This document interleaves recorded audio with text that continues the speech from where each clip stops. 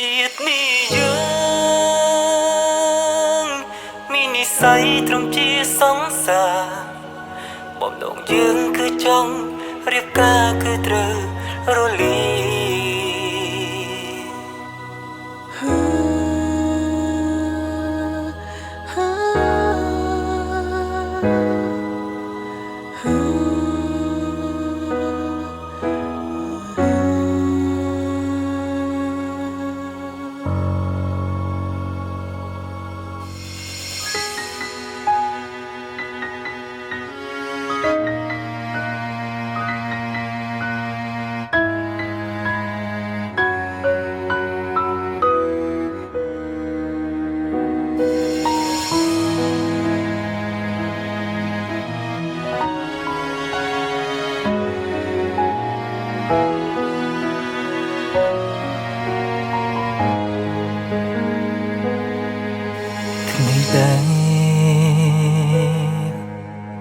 អូនចាក់ចេញទៅពាក្យមួយឃ្លាដែលបងទទួលពីពើគឺសុំទងវណ្ណៈគឺជាបញ្ហាដ៏ធំ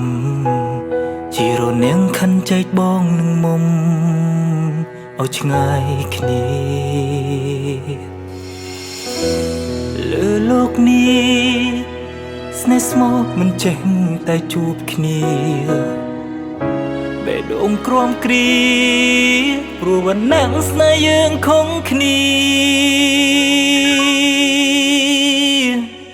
ជាតិនេះយើងមាននិស្ស័យត្រឹមជាសង្សារបំណងយើងគឺចង់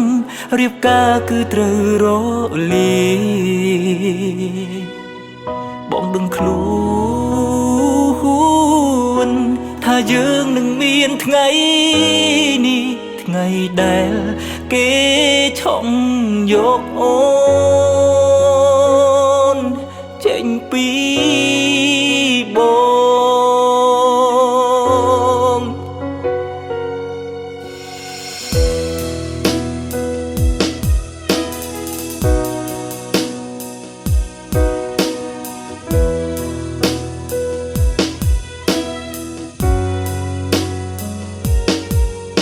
បងក្រមិនល្អមិនសមនឹងអូនទើបគ្រួសារអូនមិនឲ្យពួកយើងជួបគ្នាហើយបងក៏ដឹងថានឹងមានថ្ងៃនេះទើបបងព្រមឲ្យអូនចេញទៅជាតិនេះយើងមាននិស្ស័យត្រឹមជាសង្សារបំណងយើងគឺចង់រៀបការគឺត្រូវរលាបងដឹងខ្លួនថាយើងនឹងមានថ្ងៃនេះថ្ងៃដែលគេឆក់យកអូ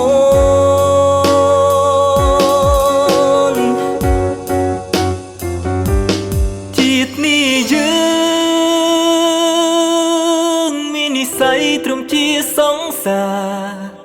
បំណងយើងគឺចង់រៀបការគឺត្រូវរលា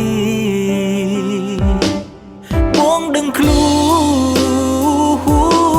នថាយើងនឹងមានថ្ងៃនេះថ្ងៃដែលគេឆក់